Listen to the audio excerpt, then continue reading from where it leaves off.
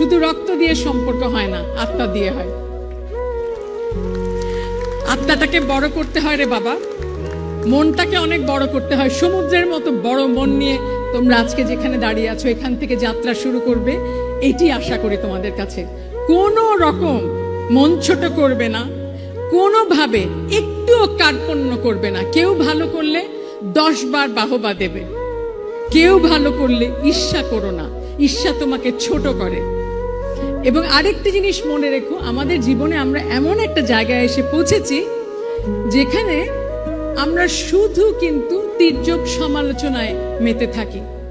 সমালোচনাটাকে গঠনমূলক করো, যেন আজকে দাঁড়িয়ে সমালোচনা যেটা করছো, যাকে সমালোচনা করছো তাকে গিয়ে পর মুহূর্তে জড়িয়ে ধরে বলতে পারবে যে ভাই আমি তোমার ভালো চেয়েছি বলে তোমার জন্য সমালোচনাটা করলাম।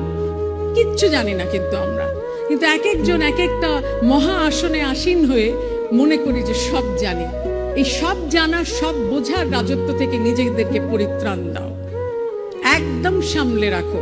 কারণ এই অহমিকা বোধ, এই সারাক্ষণ ইগো নিয়ে খেলা, এটি একটি মারাত্মক বিপজ্জনক খেলা। আমরা কেউ না, আমাদের পদ, আমাদের বর্তমান পরিস্থিতি, যত বড় লোক হই, যত শক্তিশালী হই, কেউ না আমরা।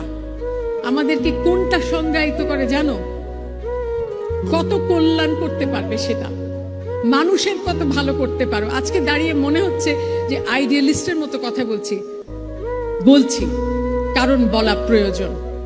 তোমাদেরকে সকলে আমরা সব সময় সত্যি কথা বলছি না। আমরা যারা বয়োজ্যেষ্ঠ, যারা মুরব্বী, যারা পথ দেখাচ্ছি, তারা সব সময় কিন্তু তোমাদেরকে ঠিক কথাটা বলছি না। আদর্শের কথা বলছি না বলে কিন্তু আদর্শ হারিয়ে যাচ্ছে। বইয়ের কথাগুলো বলছি না বলে কিন্তু আজকে বই পড়ছি না। এই জায়গাটিতে কোনো কম্প্রোমাইজ নেই।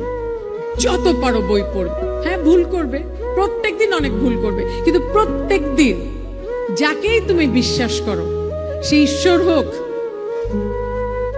বা মা হোক বা নিজে হও, প্রত্যেক দিন একবার করে নিজের কাছে, ঈশ্বরের কাছে অথবা মার কাছে অথবা বাবার কাছে ক্ষমা চেও।